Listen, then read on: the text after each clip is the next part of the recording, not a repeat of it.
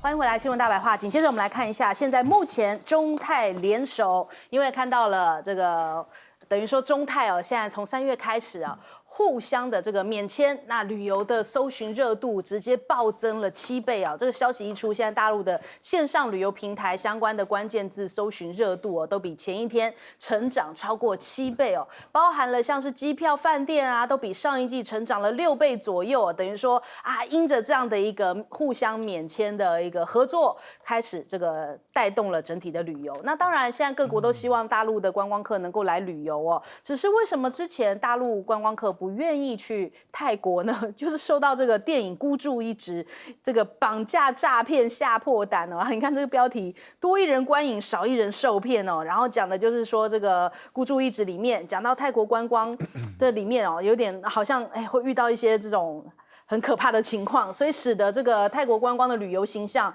一落千丈啊。那特别是中国大陆的游客人数是直线下降，2023年到现在大概是只有230万人啊，过去都是1000万人哦。所以泰国当局紧急推出了像是中国旅游这个免签证，吸引人潮，那也频频的出面辟谣，挂保证将会采取措施来保证游客的安全。因为之前其实，在去年10月的时候，也有传出有大陆的游客去到泰国玩，结果啊遇到了枪击案而伤亡哦，也使得这个旅游业开始对于去泰国玩产生了一些质疑哦。那当然，现在经由这样的免签证，可能可以破除这样的一些问题，让泰国继续找回大陆的观光客。那另外，国际上面当然对于大陆的市场都是非常的期待哦，像是韩国现在也破获了一个说企业高层多次将美国的晶片偷运到中国大陆的走私案，这是根据中央社的报道说，韩国首尔海关的官员这个逮捕一家企业高层的主管哦，他们涉嫌将美国制造的半导体晶片哦走私到中国大陆。那他其实是从2020年开始，透过了像是空运啊这种方式，非法运送了144次哦。特别是现在美国因为对于中国大陆实施全面的晶片出口限制，所以引发了非常大的关注。韩国是不是变成了中美半导体走私的一个中继站呢？大家就有这样的一个讨论。那另外，现在拜登也说，今年有可能会跟习近平进行通话，布林肯也会再访问北京，大家就关注说，这一次的习拜会到底谈的内容会是什么呢？布林肯这一次访华是什么样的一个目的性哦？大家也开始在关注，但是也代表说，是不是中美的关系也更加的和缓，大家愿意多沟通、多接触，所以关系持续的改善。那特别是他们现在即将要展开的一个双边的会谈，他们就是在禁毒工作组第一次进行的会议，即将在1月30号展开，这也是双方在这个问题上面展开双边合作的一个关键性的一个举措。那这个也是从2023年12月23中美恢复军事对话之后，又开始陆陆续续把一些曾经断掉的会议啊，或是愿意沟通的这种橄榄枝啊，陆续递出来，让双方开始更多的交流。那我们看一下这个现在未来的一个变数，恐怕就会在川普因为中国大陆他们现在立法越来越频繁。那前白宫官员就说，这个中国大陆是低估了美国国会的一个力量他说现在推动中美关系主要的参与者已经发生了变化。美国的国会还有中国安全部门现在发挥更明显的作用，反倒是美国的商界已经失去了影响力这一番话好像是在对习近平说，因为习近平都在讲说，沟通是在民间嘛，但是他的意思就是讲说，你去沟通那些商界已经没有影响力了反倒是我们国会才有最大的一个主控权好像有一种这样的一个讯号释放出来。华友也提到说，如果川普重回白宫的话，恐怕第一件事情又是要来瞌睡了。当时这个中美贸易战的时候，川普就是也祭出了这样子，加重税金现在知情人士讲说，川普私底下都有跟顾问在讨论，如果他重新回来的话，可能要对于中国大陆进口的商品征收60%的关税。哇，这非常的可观甚至他在竞选的活动里面都有讲到，都有提到这件加征关税的事情，说是为了要帮助美国的产业跟经济，所以要向这个中国大陆或是一些其他来加征关税，来带动他的美国现在目前的经济那华邮现在推演剧本，就说如果川普在上位的话，又会再升高中美贸易战。川普的评估呢，他这些选项这些等于说一些经济学家就讲说，对于美国还有全球的经济都会造成冲击，将会超越川普第一任的贸易战哦，所以恐怕对于全球来说会造成更严重的一个影响，因为接下来搞不好物价要喷到外太空去啊，房价也要翻倍，如果通膨回来的话，恐怕美元就要完蛋了嘛。那对于习近平来说，不知道他心中到底是觉得更希望拜登还是更希望川普当选呢？还是说真的是对川普来说的话比较有利于交手嘛？这个有待观察。对，我们来问一下亮哥怎么看现在目前这个中泰联手？北京现在确实在很多地方在开放单方免签，那泰国、新加坡是双边的啦，那这个会有助于他很有可能在整个东南亚区都得到这样的一个互惠免签因为新加坡是一个特例，因为我们一般讲免签，大概你要这个就是对你的国民的水平不会这个出国就留置，有产生一些后遗症嘛。那通常大概标的都是人均所得在2万美元以上那新加坡愿意做这样，表示他对中国大陆已经充分信任那新加坡作为第一个 case 了，那接下来就会考验其他国家啦，比如说日本跟韩国因为日本到现在还没有被中国重新纳回来免签那日本当然现在因为那个核污水的问题了，所以双方关系不好嘛不然照理讲日本也是免签可是新加坡这个特殊的状况，我觉得会有示范效应就有一些欧洲国家搞不好也愿意给中国免签大概是这样。那这个泰国旅游，我觉得是因为去年中国大陆，我记得他先开放一波嘛，那时候去泰国就蛮多了，所以后来到了第二轮，就是好像到了春节去的就变得很少，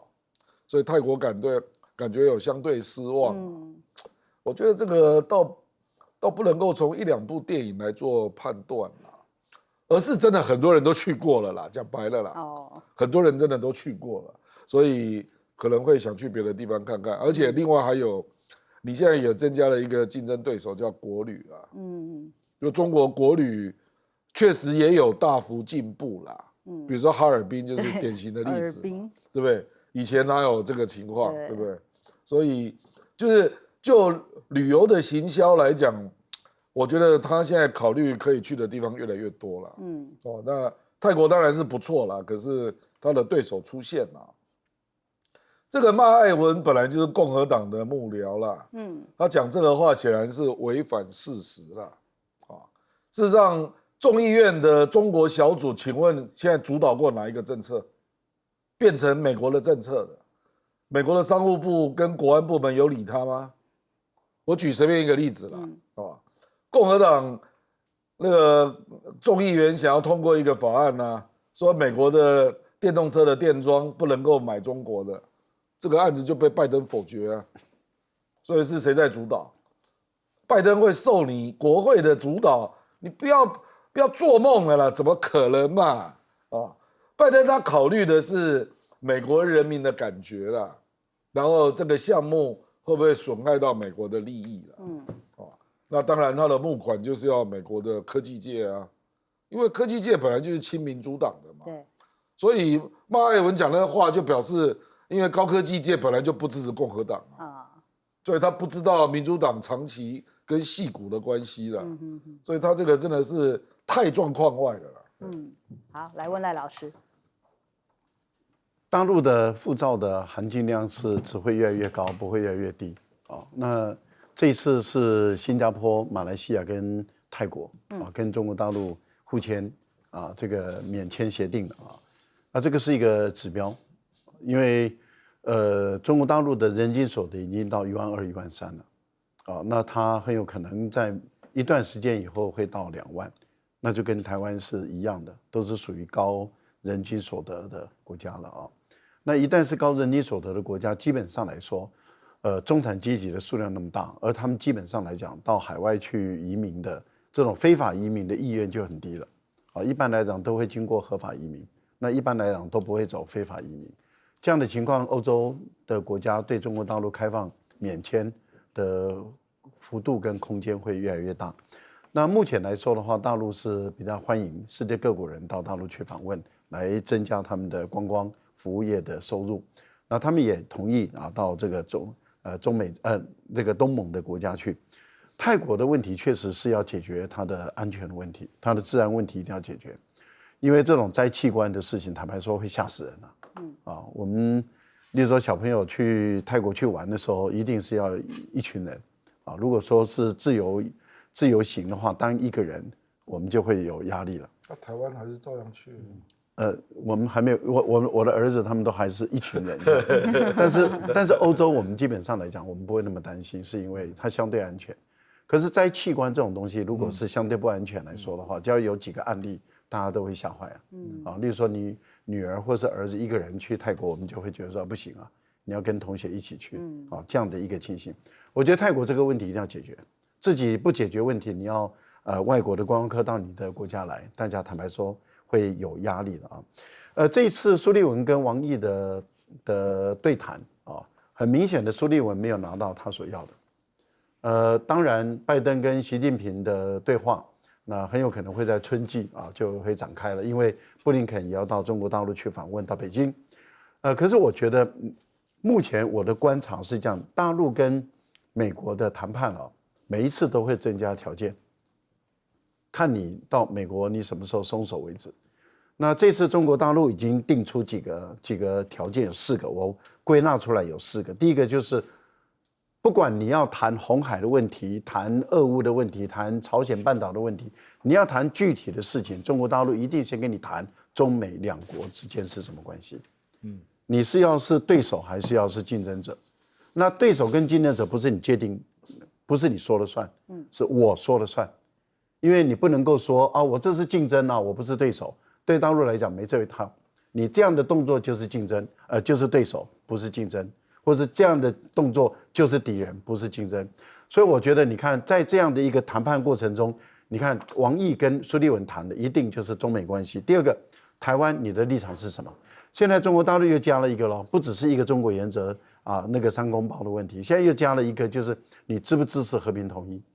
你若不支持和平统一，那就免谈。你要中美健康发展，不必了，那就是一直跟你和下去。还有一个就是有关于你不能居高临下。一切东西都是对等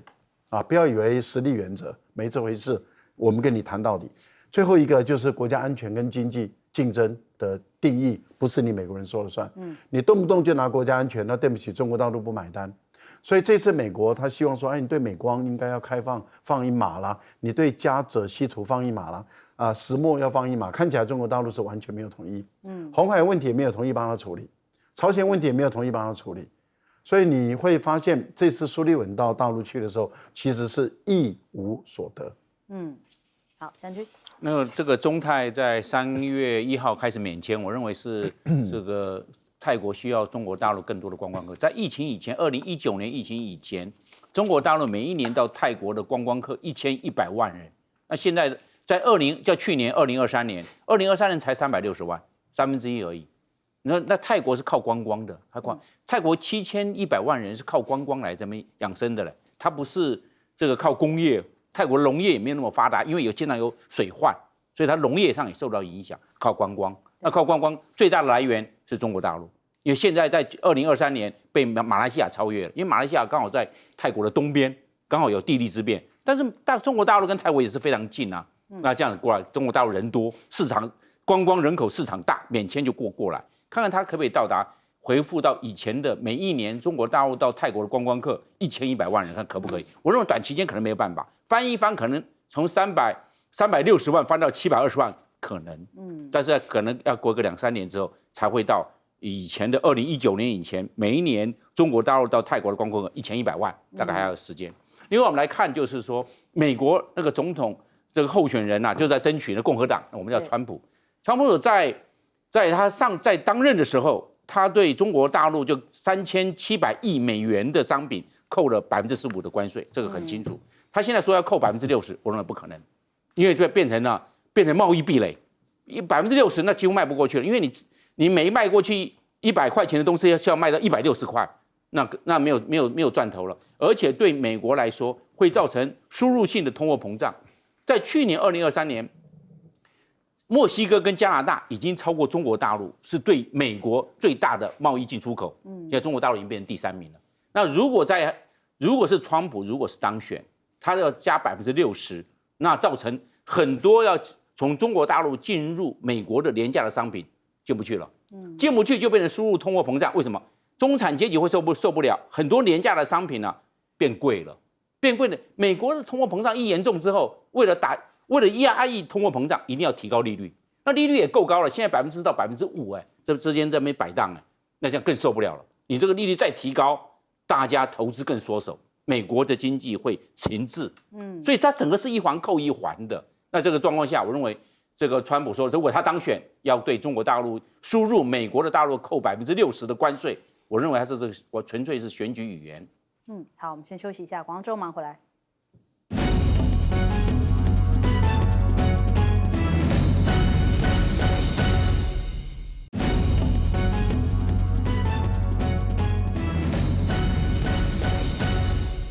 好，马上来关注一下现在中东的这边的乱局。以哈冲突之后，现在首次传出有美军丧生哦。以哈交战了几个月，在28号首次传出美军有大规模的伤亡，有一架无人机28号攻击了约旦一个基地，造成了3名美军的丧生，还有34人受伤。那拜登就讲就是伊朗支持的武装团体发动这起攻击，将会追究责任，予以反击。现在美国政府仍然在准确的评估谁才是幕后的黑手，但是现在已经认定伊朗是要负有责任的。那这个地点是在哪里呢？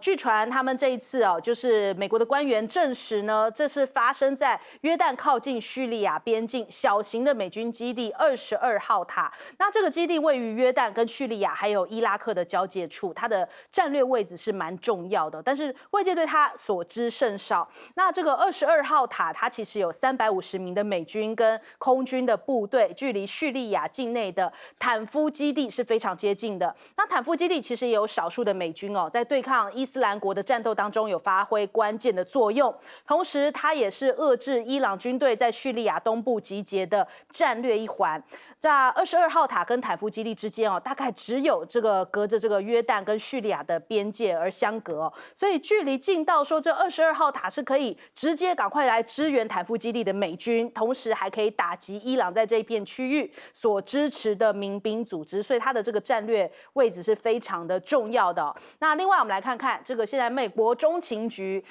赶紧去到这个加萨那这个是伯恩斯中情局的这个局长，他说呢去到巴黎来会面了中东3国的代表与会人士他们的关系密切的人士他们就讲说，中情局长跟埃及、卡达还有以色列的官员在法国这边为了加萨停火展开会谈。以色列就讲说，这个会谈蛮有建设性的，但是存在重大的插曲，感觉上又是一个台面上面一个官方说辞很有建设性，但是好像没有要停火的一个意思那伊朗这一边有这个1箭3星，同时发射3枚卫星的一个大新闻他们说是用他们国防部研发的凤凰卫星载运了火箭，同时发射了3颗卫星，也让西方有点担忧就讲说这未来会不会利用这样子的一个发射技术来研发长程弹道飞弹呢？另外我们来看看拜登因为力挺以色列所以现在看起来好像这个会影响到自己的选情。拜登以挺以色列的立场来说的话，华友讲说，这反而会使得他的对手川普渔翁得利卫报甚至讲说，因为现在国际法庭的裁决可能会让美国跟战争罪来牵连，拜登能够控制住以色列吗？他对于以色列无条件的支持可能会反而变成种族灭绝的同谋这样子的指控会面临到这样的指控，来自全球范围的一个指责都要他来承担那我们看看以色列的总统，他们讲说，对于国际法院就南非来指控以色列种族灭绝的事情表达这个裁决，他们是表达这个反对的他说他们说以色列是有充分的自卫权，但是对于加萨无辜巴勒斯坦人正在经历的悲剧感到抱歉，就一句抱歉就想要带过了，然后还不接受种族灭绝这样的一个指控那纳坦雅胡现在好像想要再等川普哦，因为他说哦，这个美国跟以色列就是两国方案的分歧是越来越严重。纳坦雅胡想要维持现状，避免这个两国方案，但是呢，这个就反正美国拿他没辙，他就想要等着这个川普再度入主白宫，然后获得川普更多的支持，因为他跟川普的关系是更好的哦。那我们看看现在拜登很生气哦，对于这个川普的挑战，他说川普才是唯一的失败者，这到底是在讲什么事情呢？我们来听一下。Donald Trump, when he was commander in chief, refused to visit a cemetery, U.S. cemetery outside of Paris for fallen American soldiers. And he referred to those heroes, and I quote, as suckers and losers. He actually said that. He said that. How dare he say that? How dare he talk about my son and all of us like that? Look, I call them patriots and heroes.The only loser I see is Donald Trump. 好，亮哥怎么看？现在美国卷进了中东的乱局。这个就是你举棋不定必然的结果啦，因为你以色列对加沙的战争还是不断的在往前推嘛。可是连美国的情治单位都说，以色列到目前为止大概只消灭了30%的哈马斯，就是6000到9000人。那哈马斯仍然有2-3万人啊，所以你打得并不顺啊。然后以色列还是坚持以消灭哈马斯作为唯一的目标，那他内部都有人表示这个根本做不到嘛，那结果你还要坚持这样硬干啊。那以色列事实上也已经开始出现军队要轮调的问题啊，所以第一波打进去加沙的比较老兵啊，开始调回去，然后比较新的部队就开始调进来，那比较新的部队就容易有伤亡嘛，所以就是基本上你的目标是无法达成的啦。那哈马斯也在改变他的战术，他现在越来越用小团体游击战的方式，那让你以色列更难打，或者说更难有聚焦的目标。那哈马斯最近就提一个说，不然我们就签停火吧。那我就把人质全部都释放。纳坦雅胡反对啊，他说我这样不是等于投降吗？他的理解是投降他说你把人质都放了啦，然后我就停火2个月。那全世界哪有人跟你玩这个啊？那2个月之后还要再打，对不对？所以我说纳坦雅胡自己也陷入困境，然后拜登也陷入困境，就是拜登在这种纳坦雅胡打得不是很顺的情况下。他又拿不出主意啊，那事实上本来美国也许想说他跟纳坦雅胡就这样耗着吧，耗到以色列最终总是会打完吧，可是很不幸哦，出现了也门的胡塞武装啊，他这在后面直接把红海变成货运上的一个危机嘛，那这个就有急迫性了。我坦白讲，加沙战争是没有急迫性的，虽然什么国际法庭啊。一大堆欧洲国家啦，不断的在表达人道的谴责啦，没用。美国跟以色列只要稳住安理会啊，你真的是没辙。可是胡塞武装开始把加沙战争联动到他对红海货运的攻击啊，对，这个变成具有急迫性。就美国已经进行了10波的攻击，没有用，因为胡塞武装以前对付那个沙地阿拉伯的联军。他不知道被轰击过多少次了，因为那个地形非常的崎岖啦，所以你要消灭它是非常困难的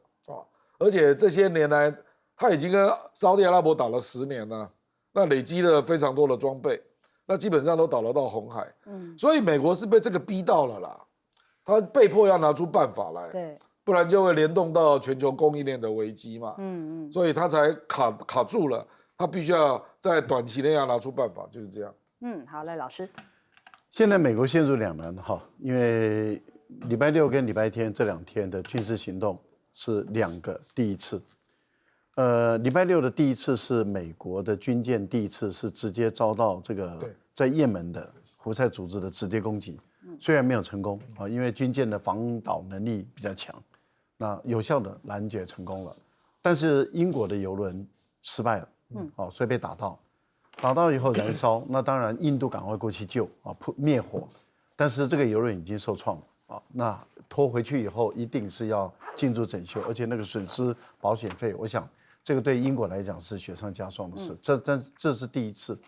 另外一个第一次是什么呢？是美国的军事基地第一次，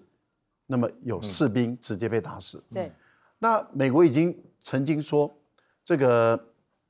伊拉克跟叙利亚的民兵组织攻击他们在叙利亚跟伊拉克的军事基地，每一天都有发生，打了150次，但是没有人死亡。为什么？故意的。也就是说，之前的军事行动都不是要把人杀了。那也就是一种骚扰性的、警告性的，叫你赶快走，要把你赶走的这样的一种态度。可是，在这一次里面，是由叙利亚跟伊拉克的反抗运动组织、伊斯兰反抗运动组织，他说是我们干的，然后是直接攻击美国的军事基地，而且是直接打人，因为刚好在睡觉嘛。那刚好在睡觉的时候，人都在宿舍里面睡觉，那你想想看，死的人数当然就多了。所以3个人死亡，35个人，至少35个人受伤。那这代表什么？美国的防空系统没有成功，那他的突袭的攻击有效。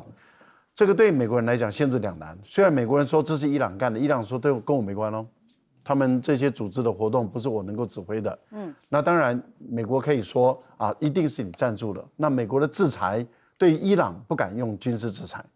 那他唯一能用的那一定是这个经济制裁。可是问题是在于，那你美国的反击要怎么反击？你要针对伊拉克或者叙利亚的民兵组织反击，那这会不会让战争的效益就扩大了？目前来讲，大家就在看，当你美军开始攻击的时候，那战争的爆发往外蔓延的时候，那这个时候是不是美军直接跟阿拉伯世界的国家，或是跟伊斯兰世界的国家直接交战，这性质是完全转变了。好，将军。这个美国在约旦的驻军呢，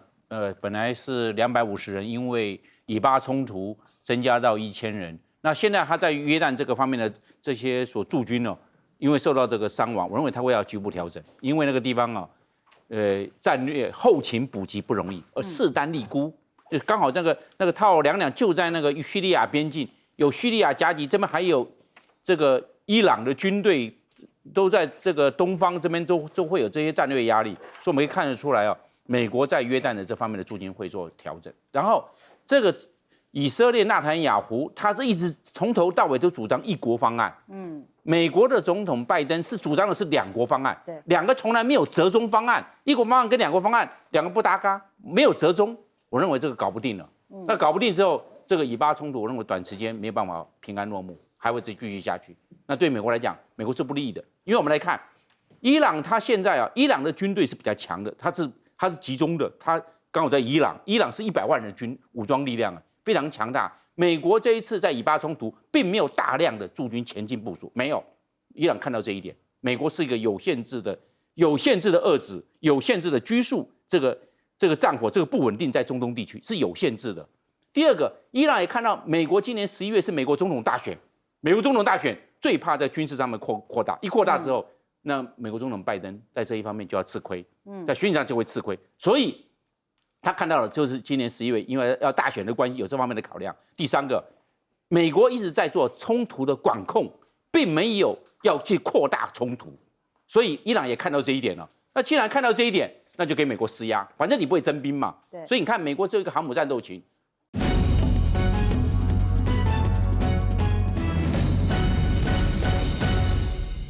欢迎收看《新闻大白话》，我是主持人翟轩，马上来欢迎一下这个阶段加入我们讨论来宾，国际事务专家赖岳谦，主持人好，观众朋友大家好，前空军副司令张延廷，翟轩好，大家好，还有耶鲁政治学博士郭正亮，稍后会加入我们。我们首先来看一下哦，刚刚就是民进党游锡堃他们也是去到了民众党这边来进行拜会。那今天上午的时候，当然大家在关注的就是韩江佩也特别去到了民众党这边来拜会抢票啊。那韩国瑜也讲到了这个闭门会议的内容是在谈国会的改革，还有情感的交流。他说呢，没有谈到单一招委的事情哦，在会议室里面主要都是在讨论如何来带动国会的改革。他说相当感谢黄国昌对于民众党所所提出的4项改革非常的有共识哦。那是不是会担心重演军乐2.0呢？那这个韩国瑜讲说不会，因为进到这个立院哦，大家都是好同学，回想起来都是甜蜜刺激的回忆啊。被问到有没有想过跟民众党谈这个合作，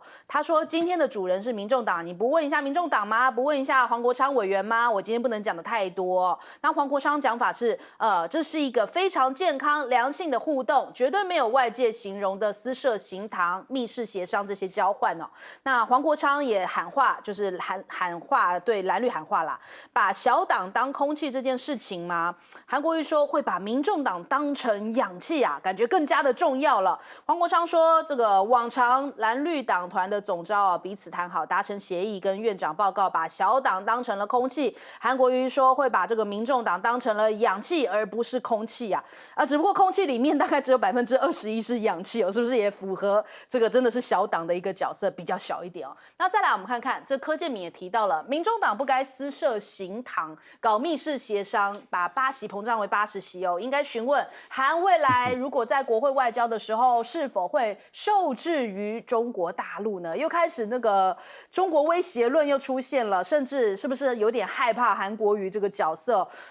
现在民进党又开始出现这样子的一些声音，比方说高挂韩国瑜当院长会引进共产党的布条，独派的组织就说啊，呼吁新的立委们绝对不要投给韩国瑜哦，用这样子的一个布条又开始污名化韩国瑜哦，就是在立院附近的大楼外墙，最近大家就发现这样的一个大型布条，那他说哇，投给韩国瑜的话会变成习近平的同路人哦，那只不过蔡英文自己在任内哦，现在看起来好像守不住邦交，现在也要全部推给中国大陆吗？他说这个王定宇秀出了一个证据，他说是小粉红，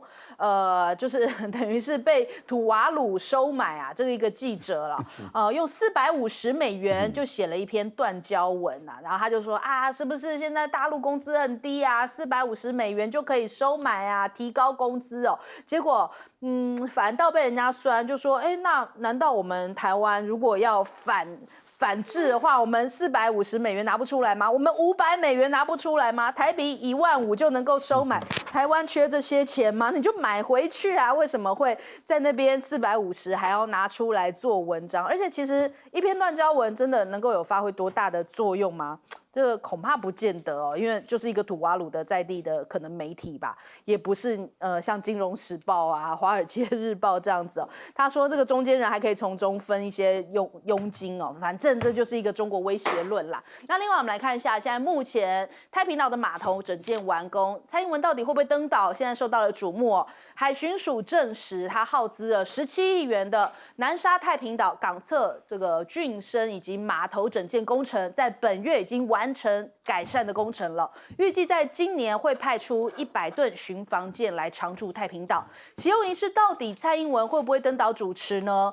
海巡署现在讲法是说，启用典礼正在规划当中。那我们看陈以信提到了。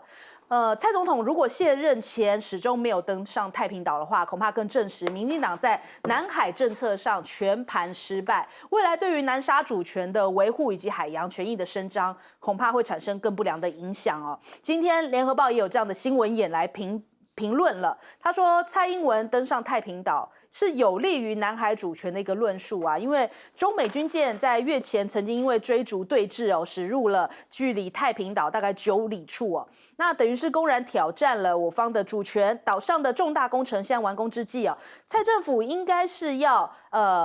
等于说要来彰显，派出足以彰显主权层级的一个官员。如果蔡英文能够亲自登岛的话，那更好啊，更能够凸显我方在南海情势当中有一定程度的声量啊。那我们来对比一下，这个菲律宾在南海争议当中空域空投物资，现在中国大陆的回应是讲说，这是一个临时性的一个特殊安排，中国大陆是依法依规来管控，做出来临时性的一个特殊安排，并不是所谓的那种防堵失败。这是中国大陆的海警的回应啊。那我们来看一下这个，先问亮哥亮哥怎么看这个？现在蓝绿都要赶紧去拜会民众党啊，但是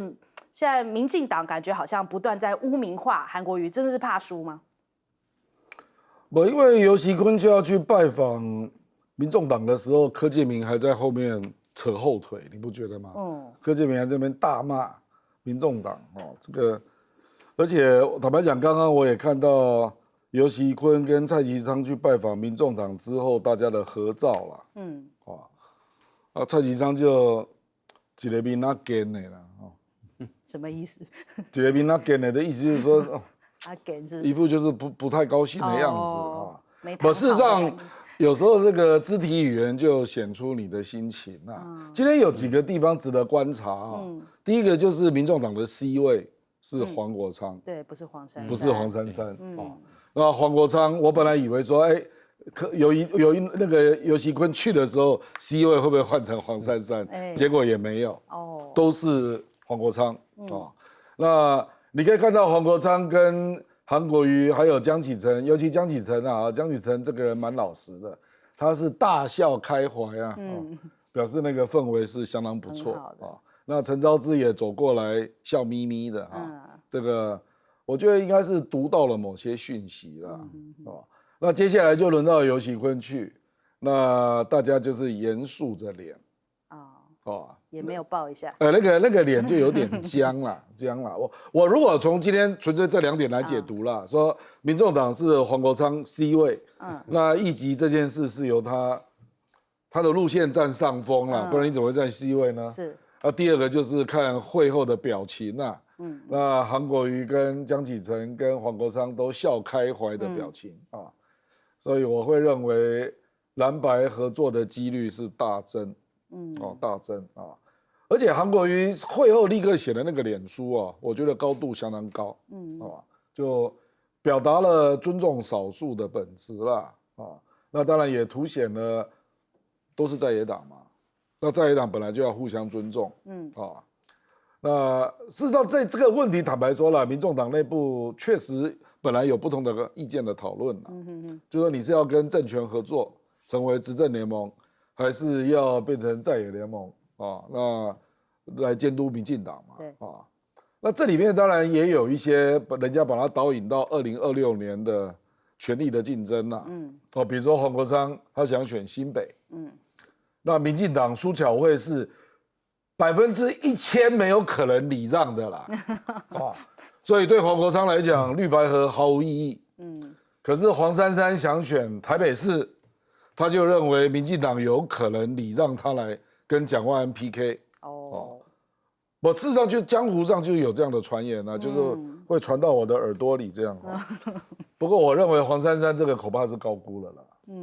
你真的认为民进党会礼让你吗？那蒋万安连任应该没啥。你认为你的民调会那么高吗？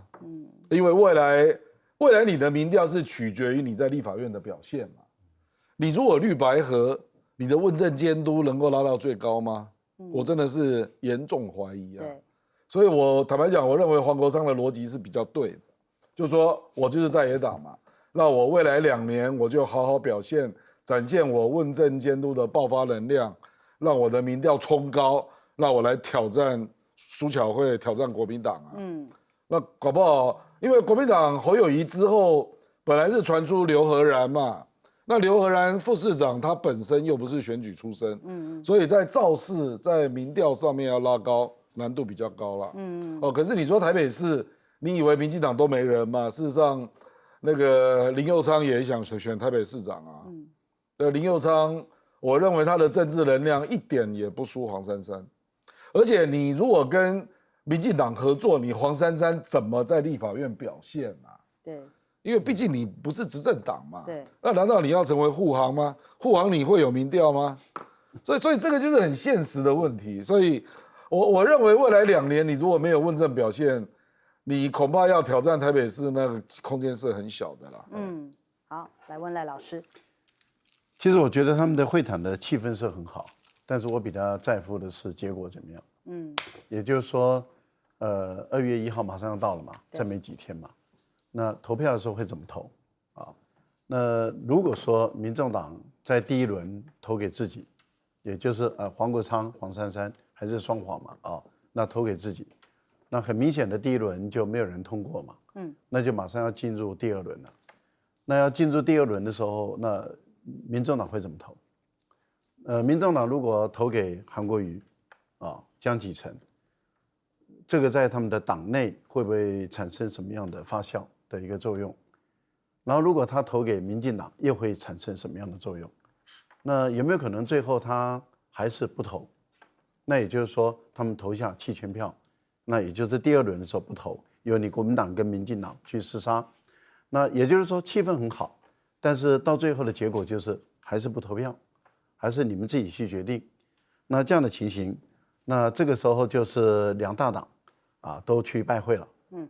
那2大党都要争取，但是2大党都没有争取成功啊，所以这个黄国昌或是民众党，他们证明啊，他们确实没有人把他们当空气。那你也可以把它当空气啊，当空气很好啊，没有空气怎么活得下去？黄国瑜今天说氧气哦，氧气不行啊，你不能只呼氧气了，你一定要有一些空气，二氧化碳还是蛮重要的啊，所以一定要有空气、有氧气、有其他的不同的气体，所以空气很好啊，没有空气我们没有人可以活得下去啊，所以所有的生物都会死亡啊，我觉得没有什么问题了啊，所以当空气很好啊，那问题就在于我们还是要看结果，我觉得我比较在乎的是结果，那如果结果民众党谁都没给，那以后，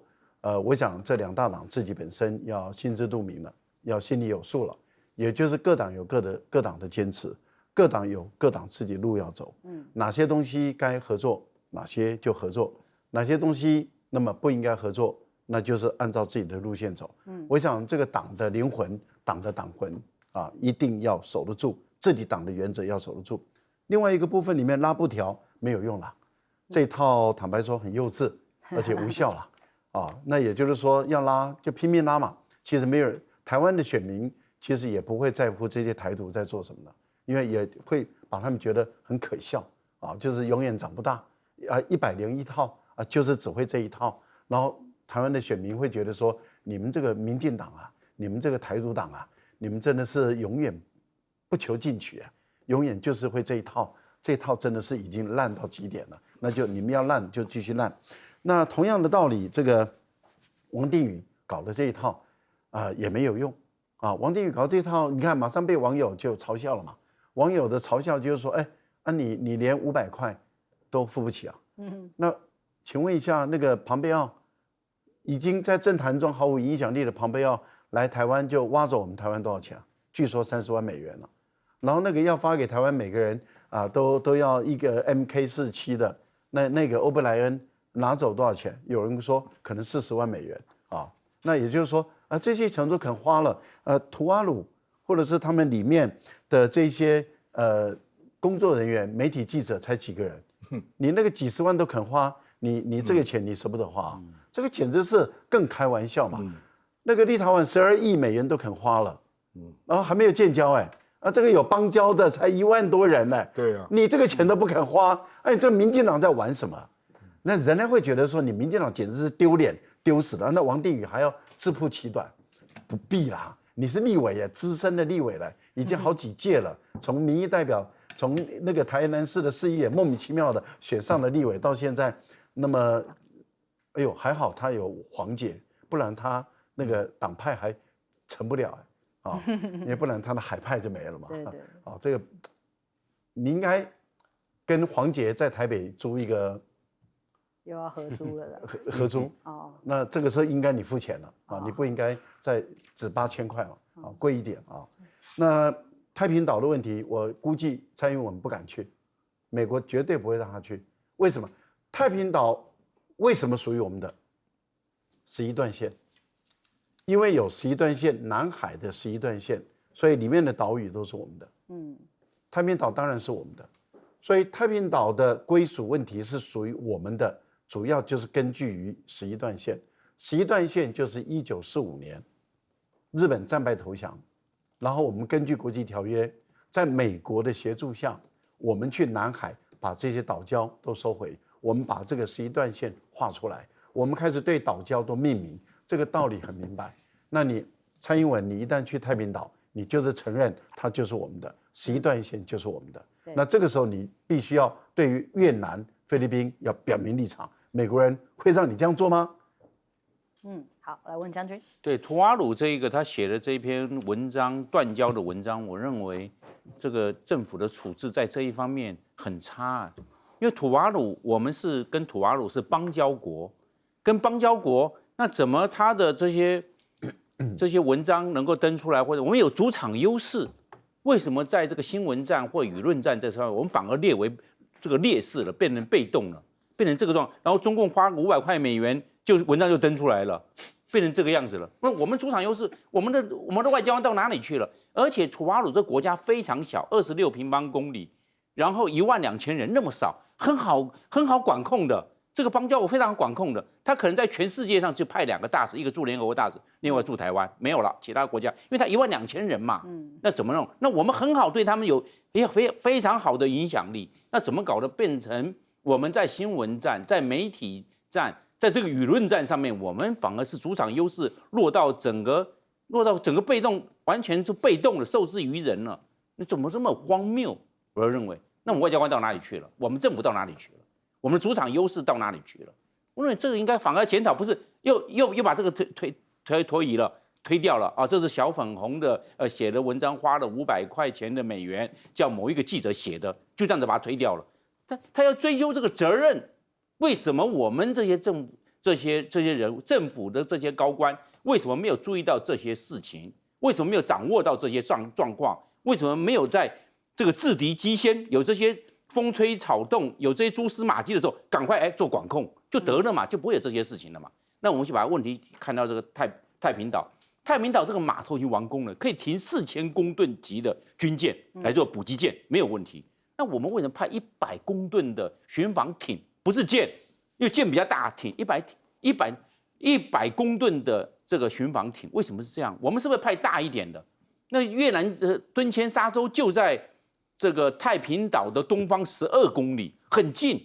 那他派的军舰出来是1000公吨，我们100公吨干什么？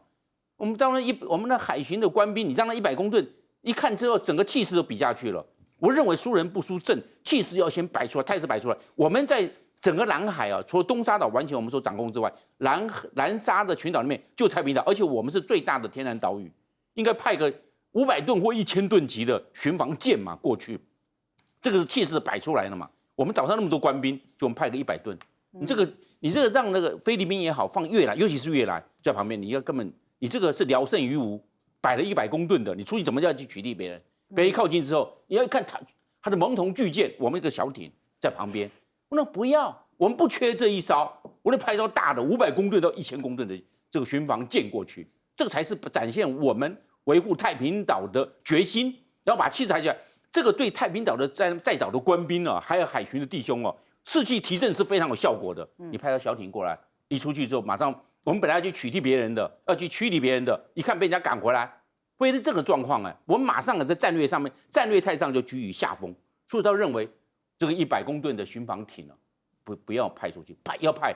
最少都500公吨到1000公吨的，把我们中华民国的国威哦，在南海展现，而且也只有这个岛屿。在南沙群岛，也就我们这个太平岛，我们也只有据守这个岛屿，所以我认为这个非常重要。